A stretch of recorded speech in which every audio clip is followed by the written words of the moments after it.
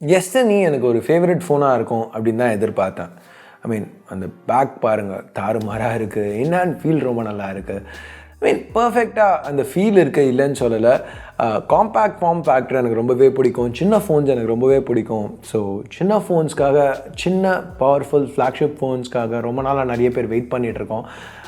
So Samsung இதை announce பண்ணதில் இந்த வருஷம் எனக்கு ஒரு ஃபேவரட் ஃபோனாக இது இருக்கும் அப்படின்னு எதிர்பார்த்தேன். ஆனால் இந்த ஃபோனை யூஸ் பண்ண இதில் ஒரு சில விஷயங்கள் நோட்டீஸ் பண்ண ஆரம்பித்தோம். ஸோ என்ன நோட்டீஸ் பண்ணோம், ஏன் இந்த ஃபோன் ஒரு பர்ஃபெக்ட் ஃபோன் கிடையாது, இதில் ஒரு சில விஷயங்கள், ஒரு சில நெகட்டிவ்ஸ் இருக்குது. அதெல்லாம் என்ன, இந்த ஃபோனை நீங்கள் வாங்குறதா இருந்தீங்கன்னா அதுக்கு முன்னாடி நீங்கள் தெரிஞ்சுக்க வேண்டிய ஒரு சில விஷயங்களை பற்றி இந்த வீடியோவில் பார்ப்போம். ஹே கைஸ், என் பேர் ஆஷ், நீங்கள் பார்த்துட்டு இருக்கிறது C4 Tech தமிழ். வீடியோ பிடிச்சிருந்துச்சுன்னா மறக்காமல் கீழே இருக்கிற தம்ஸ் அப் பட்டன், சப்ஸ்கிரைப், பெல் ஐக்கான்ஸ் இதெல்லாம் ப்ரெஸ் பண்ணுங்கள். இப்போ நம்ம வீடியோக்கு போவோம்.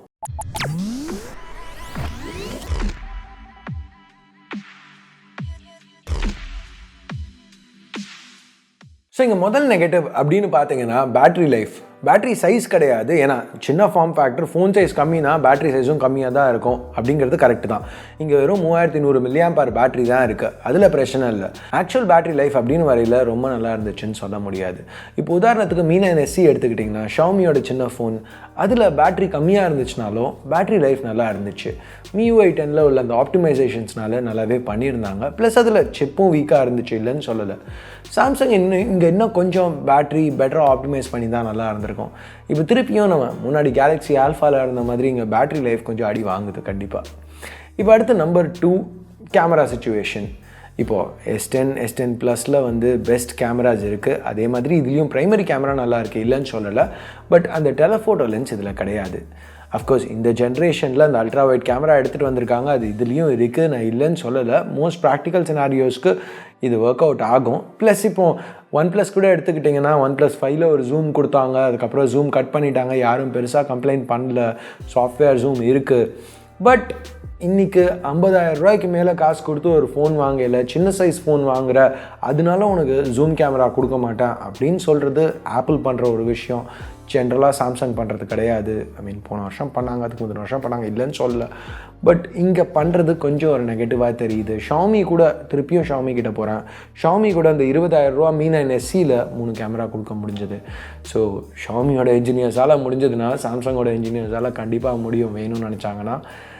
அது மட்டும் இல்லாமல் திருப்பி S10eயில் ஹார்ட் ரேட் சென்சர் கிடையாது, ஃப்ரண்ட்டில் உள்ள அந்த 5 மெகாபிக்சல் டெப்த் சென்சர் கிடையாது. பட் இது பெரிய விஷயம் கிடையாது. ஐ மீன் எனக்கு இது பெரிய விஷயமாக படல, ஸோ எனக்கு அதில் பிரச்சனை இல்லை. அடுத்து சாம்சங் இங்கே அல்ட்ராசானிக் ஃபிங்கர்பிரிண்ட் ஸ்கேனரை கட் பண்ணியிருக்காங்க. அதுக்கு பதில் சைடில் வந்து பவர் பட்டனில் ஒரு கெப்பாசிட்டிவ் ஃபிங்கர்பிரிண்ட் ஸ்கேனர் கொடுத்துருக்காங்க.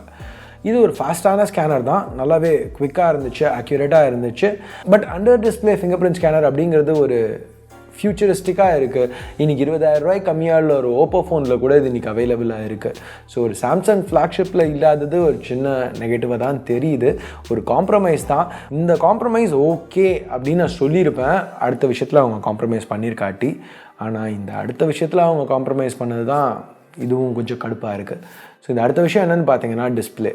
இல்லை, இங்கே நான் ரெசல்யூஷன் பற்றி பேசலை, Full HD+ போதும். 6 இன்ச்சு கம்மியாக இருக்க ஒரு டிஸ்பிளேயில் கண்டிப்பாக Full HD+ போதும். இங்கே வந்து 5.8 inches தான் இந்த டிஸ்பிளே. இங்கே டைனாமிக் AMOLED பேனல் கொடுத்துருக்காங்க. இது ஒரு தாறுமாறு பேனல், குவாலிட்டியில் குறையே சொல்லிக்க முடியாது. ரொம்ப நல்ல பேனல், நல்ல வைப்ரண்ட்டாக இருக்குது, வியூயிங் ஆங்கிள்ஸ் எல்லாமே சூப்பராக இருக்குது, இதிலலாம் குறையே இல்லை. இப்போ கடைசி ஒரு சில வருஷமாக சாம்சங்கோட ஃப்ளாக்ஷிப்ஸ் பார்த்தீங்கன்னா அந்த எட்ஜஸ் அப்படியே கர்வ் ஆகும், அப்படியே ஃப்ளோ ஆகும் அந்த மெட்டல்ஸ்க்கு. சாம்சங் ஃப்ளாக்ஷிப்ஸ்னாலே இந்த மாதிரி ஒரு லுக்கை நம்ம பார்த்து பழகிட்டோம். பட் S10eயில் வந்து ஒரு சாதா AMOLED பேனல் தான் கொடுத்துருக்காங்க, அதாவது எட்ஜஸ் கர்வ் ஆகாத பேனல். இது ஒரு நெகட்டிவாக கண்டிப்பாக தெரியுது. இந்த S10e அனௌன்ஸ் பண்ண உடனே நான் முதல் விஷயம் என்ன பண்ணேன்னா, GSM Arenaவில் போய் அந்த சைஸஸ் கம்பேர் பண்ணி பார்த்தேன், எந்த சாம்சங் பழைய காம்பேக்ட் ஃப்ளாக்ஷிப்க்கு ஈக்குவலான சைஸில் இது வருதுன்ட்டு. ஆக்சுவலாக அப்படி கம்பேர் பண்ணி பார்த்தீங்கன்னா இது S6 எட்ஜுக்கு ஈக்குவலான சைஸில் வருது. ஸோ அப்படி இருக்கையில் ஃபஸ்ட்டு தாட், ஓகே நம்ம ஒரு S6 எட்ஜோட அதே சைஸில் 5.1 inch டிஸ்பிளேக்கு பதில் இங்கே 5.8 inch டிஸ்பிளே கொடுக்குறாங்க. அப்போ ஃப்ரண்ட்டு ஃபுல்லாகவே டிஸ்பிளேயாக இருக்கும். ஸோ கையில் அதே கை கடக்கமாக அதே மாதிரி, ஆனால் இன்னும் அதிகமான ஸ்க்ரீனோட தாறுமாறாக இருக்கும், செம என்னான்னு ஃபீல் அப்படிங்கிற ஒரு எதிர்பார்ப்போட அந்த ஃபோனை வாங்கையில் அந்தளவுக்கு நல்லா இல்லை. ஏன்னா ஒரு S6 எட்ஜ் எடுத்துக்கிட்டிங்கனாலும் சைடில் இந்த எட்ஜ் ஸ்க்ரீன் இருக்கிறதுனால அந்த கர்வ்ஸ் இருக்கும். பட் இதில் பார்க்கையில் அந்தளவுக்கு அந்த ஒரு கூல்னஸ் ஃபேக்டர் இல்லை, அந்தளவுக்கு பார்க்க நல்லா இருக்குன்னு சொல்ல முடியாது. இது ரொம்ப சின்ன விஷயந்தான். சின்ன சின்ன விஷயத்த வந்து நோண்டி நோண்டி பார்க்குறீங்க அப்படின்னு சொன்னீங்கன்னா கண்டிப்பாக இல்லைன்னு நான் சொல்லவே இல்லை. இங்கே சின்ன சின்ன விஷயத்தெல்லாம் நம்ம பார்க்கறதுனால தான் இங்கே வந்து 56,000 கொடுத்து சாம்சங் ஃபோனை பார்க்குறோம். சின்ன சின்ன விஷயத்தெல்லாம் பார்க்கல, ஒரு சில சின்ன விஷயங்களில் காம்ப்ரமைஸ் பண்ணிக்கலாம் அப்படின்னா ஒரு OnePlus 6T வாங்கிக்கலாம், இல்லைனா ஒரு போக்கோ F1 வாங்கிக்கலாம். நம்ம இந்த ரேட் பே பண்ணி சாம்சங் வாங்கணும்னு அவசியம் இல்லைல்ல. ஸோ அதனால எனக்கு இங்கே சின்ன சின்ன விஷயங்களை பார்க்குறது நியாயமாக பட்டுச்சு. ஸோ எனிவே இங்கே கர்வ் ஸ்க்ரீன் யூஸ் பண்ணியிருந்தா ஃபிங்கர் ஸ்கேனர் பின்னாடி கொடுத்துருக்கலாம். இந்த ஃபார்ம் ஃபேக்டரில் பின்னாடி கொடுத்துருந்தா ரீச்லேயும் எந்த பிரச்சனையும் இருந்திருக்காது. பேசிக்காக இங்கே அவங்க பண்ணியிருக்கிறது இன்னும் அதிகமாக காசு கொடுத்து இன்னும் ஹையர் எண்ட் மாடல் வாங்குங்க, இங்கே வந்து ஃபிட் பண்ண முடியாது அப்படிங்கிறதுக்காக இல்லை, பட் ஹையர் எண்ட் மாடல் வாங்குறதுக்கு புஷ் பண்ணுறதுக்காக அப்படிங்கிற மாதிரி தெரியுது. 56,000 கொடுத்து வாங்கையில் இந்த மாதிரி காம்ப்ரமைசஸ் ஃபேஸ் பண்ணியிருக்கக்கூடாது, எஸ்பெஷலி ஒரு இன்ஜினியரிங் பிரச்சனை இல்லாதப்போ. இந்த வீடியோவில் நான் வந்து S10eயோட நெகட்டிவ்ஸ் பற்றி மட்டும் தான் பேசியிருக்கேன், நான் இல்லைன்னு சொல்லலை. அதுக்காக இது ஒரு மொக்க ஃபோனும் கிடையாது, நான் இதை வாங்கக்கூடாதுன்னு சொல்லலை.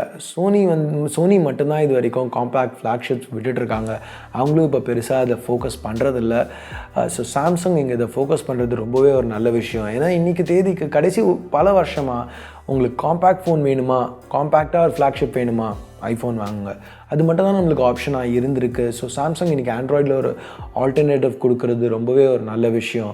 ரொம்ப இங்கே பேசிக்காக இந்த ஃபோனில் இவ்வளோ சின்ன சின்ன விஷயத்த ஃபிக்ஸேட் பண்ணி நான் பேசுகிறதுக்கு காரணம், ரொம்பவே ஒரு நல்ல ஃபோன் கொடுத்துருக்காங்க, கிட்டத்தட்ட பர்ஃபெக்டாக எடுத்துகிட்டு வந்திருக்காங்க. நிறைய இடங்களில் நல்லா பண்ணியிருக்காங்க. அந்த ப்ரைமரி கேமரா, உள்ள சிப், நிறைய இடங்களில் அந்த டிஸ்பிளே எல்லாமே பர்ஃபெக்டாக எடுத்துகிட்டு வந்திருக்காங்க. ஆனால் அந்த ஃபைனல் ஃபினிஷிங் டச்சஸில் ஒரு சில இடத்துல சொதப்பியிருக்காங்க, அவ்வளோதான். மேபி அடுத்த ஜென்ரேஷனில் இதை ஃபிக்ஸ் பண்ணால் நல்லாயிருக்கும். ஸோ இதுதான் நீங்கள் S10e வாங்குறதுக்கு முன்னாடி யோசிக்க வேண்டிய ஒரு சில விஷயங்கள். இதெல்லாம் உங்களுக்கு பரவாயில்ல அப்படின்னு நினச்சிங்கன்னா இந்த ஃபோன் இன்னும் கண்டிப்பாக வாங்கலாம். ஸோ அவ்வளோதான் இந்த S10e பற்றி.